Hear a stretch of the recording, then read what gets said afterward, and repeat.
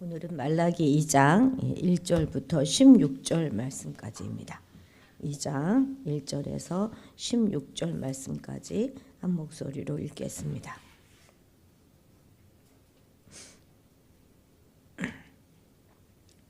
너희 제사장들아, 이제 너희에게 이같이 명령하노라.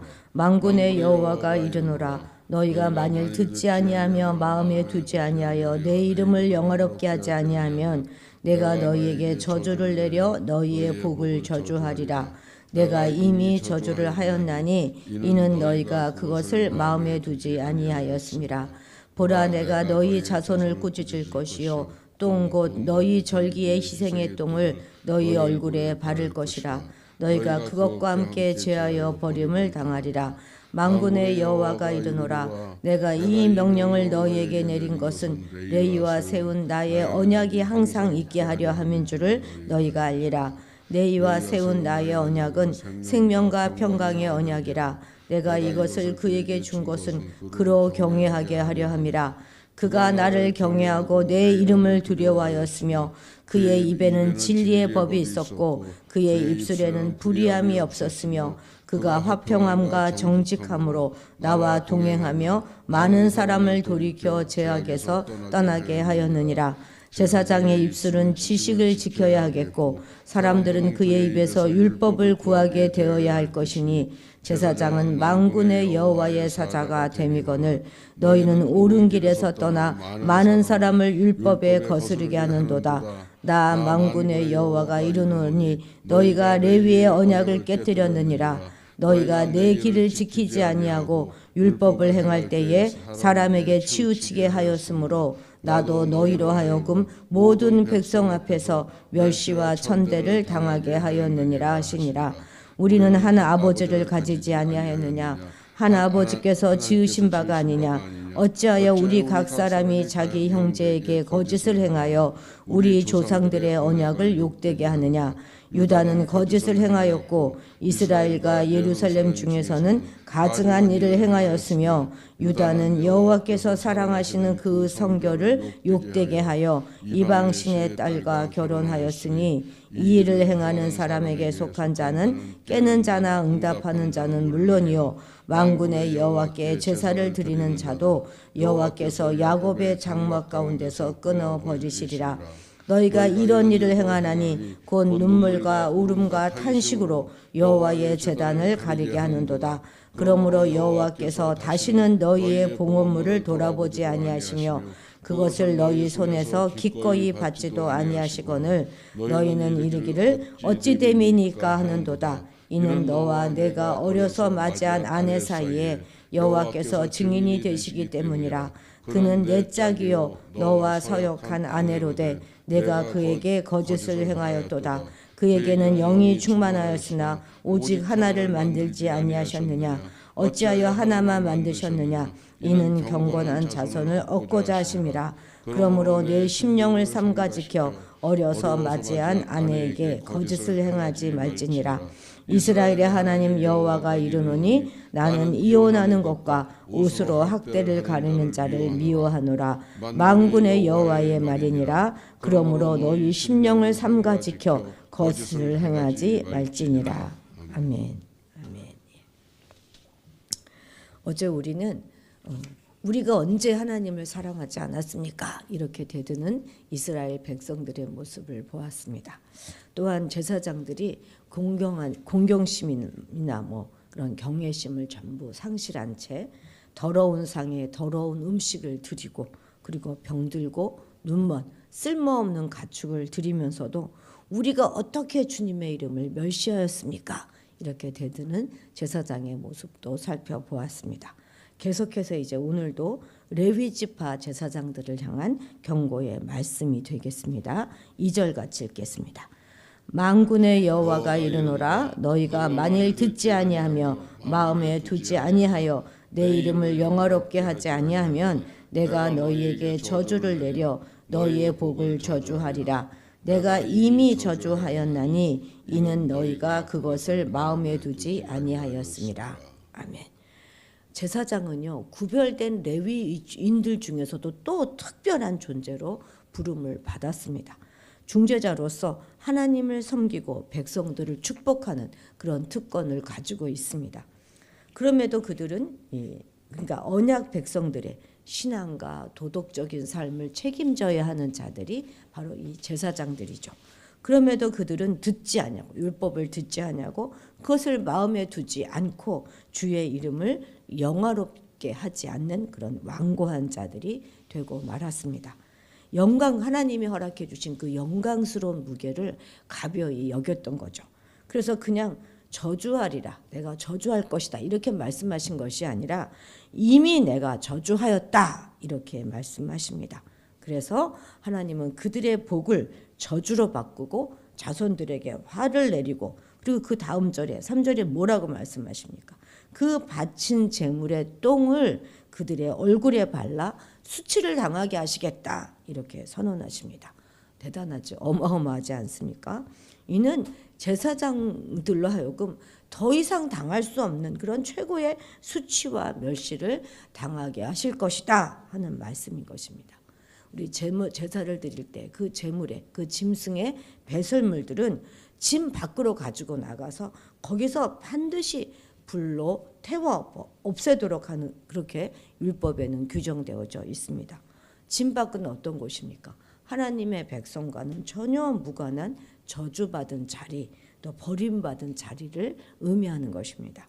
그런데 그렇게 해야 하는 그 배설물의 똥을 얼굴에 바른다 하는 것은 그들이 제사장의 직분은커녕 하나님의 백성으로조차도 역임을 받지 못하게 되었음을 지금 말씀하고 있는 것이죠.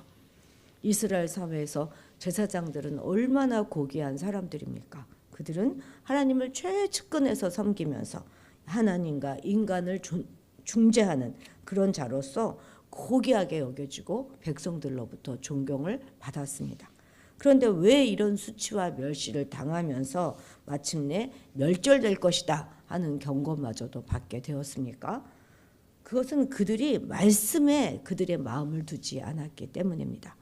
마음에 둔다, 어떤 말씀을 마음에 둔다 하는 것은 감정 이상의 행위를 말하는 것입니다. 거기에는 그 사람의 의지와 결단이 포함되어져야 하는 것이죠. 거룩한 척하지만 추악한 악행을 주저하지 않는 그런 자들에 대해서는 하나님께서는 반드시 언젠가 꼭 반드시 벌하시게 되는 것이죠. 자, 5절에서 6절 같이 읽겠습니다. 레위와 세운 나의 언약은 생명과 평강의 언약이라. 내가 이것을 그에게 준 것은 그로 경외하게 함이라.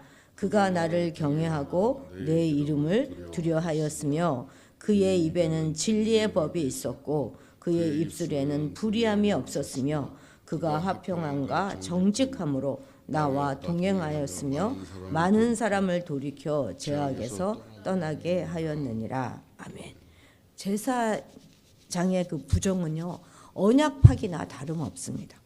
그런데 이 레위와 세운 언약이 뭐라는 거예요? 바로 생명과 평강의 언약 이렇게 부르고 있습니다. 제사장들이 속죄 사역을 통해서 이스라엘 백성들이 죄사함을 받았고 그리고 생명과 평강을 얻을 수 있었기 때문에 하나님은 레위와 세운 그 언약을 생명과 평강의 언약이다 이렇게 명명하신 것이죠. 그리고 이 언약을 주신 목적이 뭐라는 것입니까? 바로 하나님을 경외하기 위함이었다 이렇게 말씀하시는데, 그런데 이전에는 그들이 나를 경외하고 내 이름을 두려워했다 이렇게 말씀하신 거죠. 근데 그것은 정말 과거 한때 그랬다는 거예요. 예전에. 그러니까 5절부터 6절까지는 그래도 과거의 레위 제사장들은 어떻게 그 직분을 성실하게 수행했는가 하는지를 회상하는 말씀이 주어지고 있는 것이죠. 그러니까 초기 레위 제사장들의 입에는요 진리의 법이 있었고 그의 입술에는 불의함이 없었다는 거예요. 그가 화평함과 정직함으로 나와 동행했었다 이렇게 말씀하십니다. 그런데 그 당시 그때의 지금과 말하자면 그 말라기 그때 당시의 제사장들은 하나님의 뜻을 분별하여서 하나님에 대한 그 아는 지식으로 백성들에게 율법을 가르치기도 하고 또 그 율법으로 꾸짖기도 해서 바르게 인도해야 하는 바르게 인도해서 만군의 하나님 여호와의 사자가 되어야 함에도 불구하고 8절 어떻게 됐다는 거예요? 그들이 먼저 옳은 길에서 떠나서 많은 사람을 오히려 율법에서부터 거슬르게 만들고 그래서 레위의 그 언약을 깨뜨렸다 하는 것입니다. 그래서 하나님께서 저들을 백성 앞에서 멸시와 천대를 당하게 하셨던 것이죠. 그런데 이제 우리는 이렇게 성경을 읽다가 제사장 어쩌고 이런 말이 나오면 마치 우리는 거기에 해당되지 않는 것처럼 생각할 때가 많습니다. 맞습니다. 구약 시대는 그래요. 그건 분명히 제사장들에게 주어지는 말씀이었죠. 그러나 오늘 우리에게는 그렇지 않습니다. 신약 시대에 사는 오늘은 우리가 바로 제사장이기 때문에 그렇습니다. 제사장도 그냥 제사장이 아니죠. 왕 같은 제사장입니다. 그래서 우리는 성경을 읽으면서 왕에 대한 경고의 말씀도 또한 제사장에 대한 경고의 말씀도 오늘 우리에게 주시는 말씀으로 들어야 하는 것이죠. 그렇습니다. 우리 성도들은 세상 앞에서 또 하나님과 세상 사이에 세워진 그 경계선에 세워진 그런 제사장들입니다. 우리는 하나님의 제사장들로서 이 초기 레위 제사장들의 그런 삶의 모습을 우리도 가져야 하는 것이죠. 하나님의 말씀을 사람들에게 전하고 가르치고 또한 우리가 전하고 가르친 그 말씀 그대로 행하여 살아감으로써 그것이 진리다 하는 것을 사람들에게 보여줘야 하는 것입니다. 말 많은 그리스도인은요 정말 최악입니다. 최악. 우리는 바른 것, 옳은 것, 정직한 것만을 말하고 또 말한 그대로 실천하는 그런 언행일치의 삶을 통해서 이 시대의 진정한 하나님의 제사장으로서의 그 사명을 충실히 잘 감당해야 하겠습니다. 자, 11절 같이 읽겠습니다.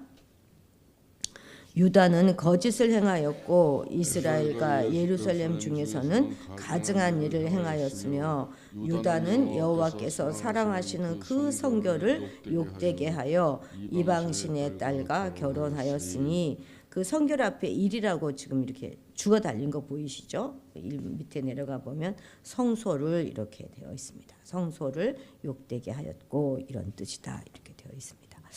먼저 그 앞에 10절에서는 우리 모두는 한 아버지를 가지고 있지 않느냐 이렇게 질문합니다. 한 하나님이 우리를 창조하지 않으셨는가? 그런 말이죠. 그런데 어째서 각 사람이 자기 형제를 배신하고 우리 조상의 언약을 모독했는가 이렇게 하는 것이죠. 그러니까 한 하나님을 강조하면서 이스라엘이 하나의 근원을 가지고 있다 이렇게 강조하고 있는 것이죠. 여기서 말하는 조상의 언약은요 하나님과 맺은 언약을 뜻하는 것이기 때문에 공동체의 그런 규약의 위반은 바로 신성 모독이나 다름없는 아주 무거운 죄입니다. 이 죄로부터 유다도 이스라엘도 모두 자유롭지 못해요.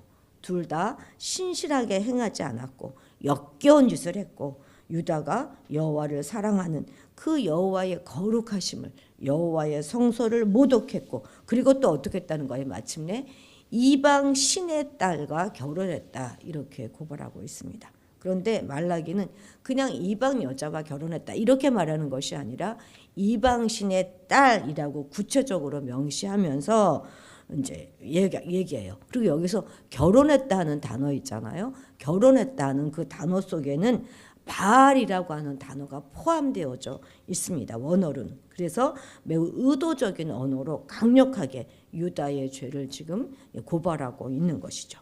12절도 읽어볼까요? 이 일을 행하는 사람에게 속한 자는 깨는 자나 응답하는 자는 물론이요 만군의 여호와께 제사를 드리는 자도 여호와께서 야곱의 장막 가운데서 끊어 버리시리라.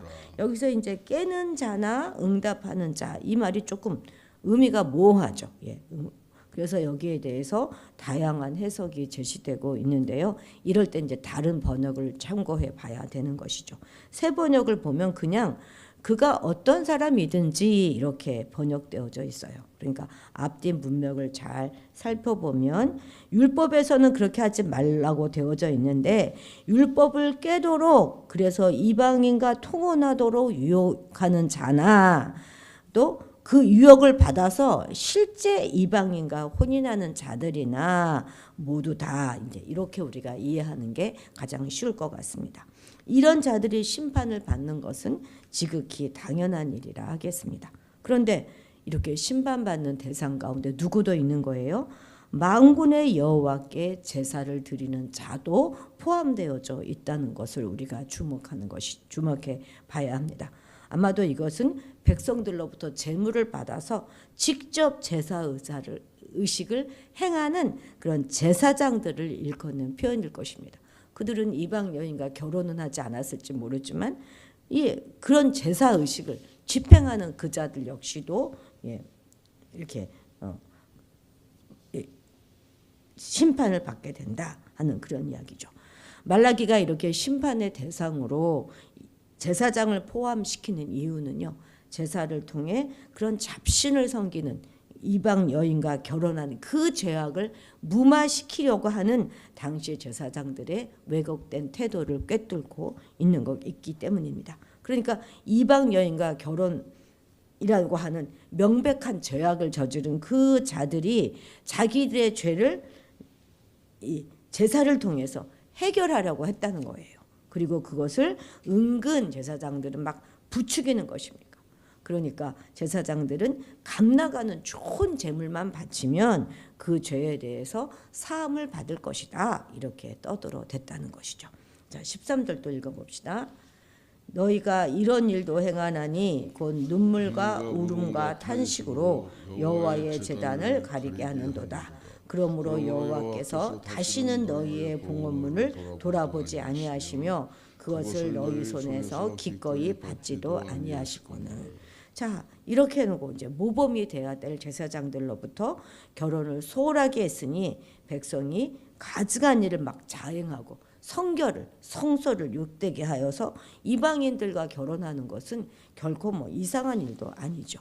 지도자는 그 사회의 얼굴이고 본보기가 되는 게 아니겠습니까? 이스라엘의 타락은 정말 제사장들이 앞장서서 주도하고 있는 것입니다. 그들은 말씀을 왜곡하고 자신들의 악행을 정당화하여서 백성들의 죄책감을 무마시켜 주었습니다. 이들은 이방신의 딸과 결혼하고 그리고 어떻게 했다는 거예요. 막 와서는 성소에 와가지고는 위선적인 눈물과 울음과 탄식으로 여호와의 제단을 적셨습니다. 우리도 왜 어떤 때 시컷 기도하면서 울면은 막 카타르시스가 돼가지고 용서받은 것 같은 그런 시원함을 느껴질 때가 있지 않습니까? 이들도 그랬다는 거예요. 그런데 오직 자신의 욕망을 위해서 아무리 철철 흘리는 눈물로 기도를 한다고 하든 제사를 드린다고 하든 사함을 받지 못한다는 것입니다. 눈물과 탄식으로 아무리 여호와의 단을 적셔도 아무 소용이 없을 것입니다. 우리 그런 애들 찬양 있잖아요. 울어도 못하는 그런 찬양 있지 않습니까? 근데 찬양도 마찬가지죠. 아무리 울면서 찬양을 드려도 아무리 거룩하게 막 손을 들고 이렇게 찬양을 해도 거기에 진심으로 마음이 담겨 있지 않으면 하나님은 결단코 그 찬양을 받지 않으십니다. 우리 전에 본 거니까 아모스 5장 23절 한번 찾아서 읽어볼까요? 아모스 5장 23절. 1280쪽 정도 되죠. 5장 23절 읽겠습니다. 내 노래소리를 내 앞에 그칠지어다. 내 비파소리도 내가 듣지 아니하리라. 아멘. 하나님은 마음에 담기지 않는 그것을 받지 않으십니다. 다시 우리 쪽으로 와서 15, 16절 읽도록 하겠습니다. 그에게는 영이 충만하였으나 오직 하나를 만들지 아니하셨느냐? 어찌하여 하나만 만드셨느냐? 이는 경건한 자손을 얻고자 하심이라. 그러므로 내 심령을 삼가 지켜 어려서 맞이한 아내에게 거짓을 행하지 말지니라. 이스라엘 하나님 여호와가 이르노니 나는 이혼하는 것과 옷으로 학대를 거리는 자를 미워하노라. 만군의 여호와의 말이니라. 그러므로 너희 심령을 삼가 지켜 거짓을 행하지 말지니라. 아멘. 요즘은 너무 이혼이 쉬운 시대이죠. 물론 결코 우리가 보면 결혼을 유지할 수 없는 그런 상황 가운데 빠진 경우도 많이 있어서 일반화해서 이혼은 절대 하나님이 미워하시는 것이기 때문에 절대는 해서 안 된다 이렇게 말할 수는 없습니다. 여기서도 보면 옷으로 학대를 가린다는 게 뭡니까? 막 여기저기 막 맞아서 멍이 들고 그런 것을 이렇게 옷으로 가린 그런 상황이 되는 그런 경우도 많지 않습니까? 근데 여기서 이혼을 하지 말라 하는 그 말은 여기서 말하고 있는 것은 내 만족을 위해서, 내 만족을 위해서 약자를 또 어려울 때 함께했던 그런 아내를 버리고 뭐 이방 여인과 결혼한다든지 그런 것을 금하는 것인데요. 오늘날 이것을 우리는 이 말씀을 받아서 부부간에 서로 피차 신실해야 하는 것입니다. 어쨌든 분명한 것은 하나님께서 아담을 위하여 여자를 지으실 때 둘이나 뭐 그 이상을 지으지 않으시고 딱 하나만을 허락하셨다는 그 사실입니다. 이처럼 한 남자와 한 여자를 허락하셔서 가정을 만드신 이유는 경건한 자손을 얻고자 합니다. 이렇게 말씀하고 있죠. 그렇기 때문에 성도들은 하나님께서 세워주신 일부 일처제의 결혼 제도를 잘 그 의의를 잘 주지하여서 그 결혼을 잘 유지시켜 나가야 하는 것입니다. 세상이 아무리 많이 변한다 할지라도 성도들의 삶의 준칙에는 변함이 없습니다. 사회적으로 이혼을 막 허용하는 그런 분위기라 하더라도 여전히 이혼은 하나님 앞에서 우리가 정말 몇 번 생각하고 또 하나님께서 기뻐하지 않는 것이다 하는 것을 우리가 꼭 기억해야 합니다. 결혼은 우리가 하나님 앞에 서약을 하면서 한 것 아니겠습니까? 그래서 결혼을 너무 쉽게 생각하지 않도록 잘 기도하고 잘 준비해야 하는 것임을 우리 다음 세대에게 꼭 가르쳐야 할 것입니다. 사탄이 얼마나 우리 가정을 무너뜨리고 깨버리려고 하고 있습니까? 우리는 하나님께서 맺어주신 우리의 짝이 우리의 뼈 중에 뼈요 살 중에 살이다 하는 것을 우리가 잊지 말고 존중하는 그런 삶을 살아가야 할 것입니다. 그런데 어떻게 이런 것을 우리가 우리 자녀들에게 가르치겠습니까? 방법은 우리가 그런 태도로 살아가는 거예요.